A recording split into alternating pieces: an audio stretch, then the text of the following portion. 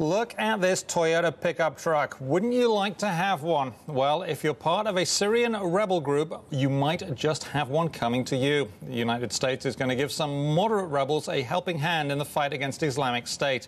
It will come in the form of pickup trucks equipped with machine guns and radios. WHJ's Pentagon correspondent Julian Barnes joins us now with the details. Julian, thanks for being there. Simon, thanks for having me on. The fight against Islamic State, it seems to get more serious every week. This is a sign that the U.S. really wants to do something more. These pickup trucks, they're not going to anyone we can't trust, are they?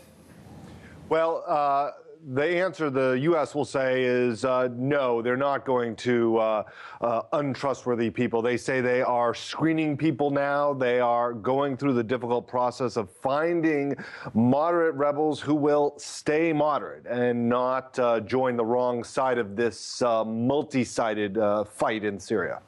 Okay, and they're also going to be discussing that with the rebels. They're going to be training them, then discussing with them that they're not going to be taking on Assad's forces, are they? They're strictly there to engage with Islamic State. That's the understanding I have.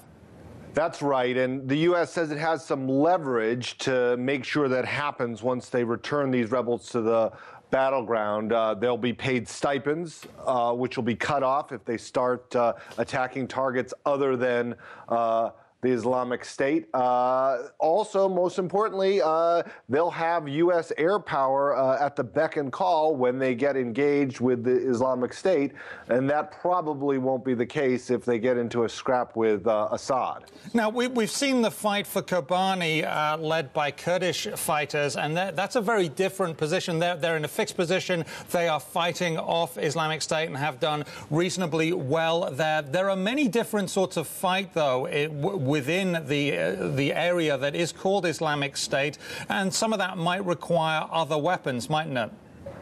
That's right. I mean, I think you make a really good point. The Kobani fight is very different than this next phase that will start in the coming months. But the U.S. says they've learned a lot of lessons from Kobani, and they want to apply that. And number one lesson is that if you fly B-1 bombers and drop bombs, then it can make a difference.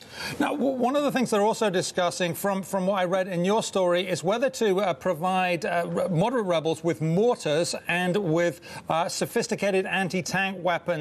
What is the worry about giving those over to anyone? Well, the worry, of course, is that these powerful weapons will fall into the wrong hands. ISIS will get a hold of them, and then they could use them for another purpose, another target. So right now, the early word is yes for the mortars, but no for the anti-tank weapons. And that may change over time, but the fear is anti-tank weapons could be used against a range of targets, including potentially some aircraft if modified. Okay, great stuff, great story. Thank you very much, Julian Barnes of the Wall Street Journal. Thank you.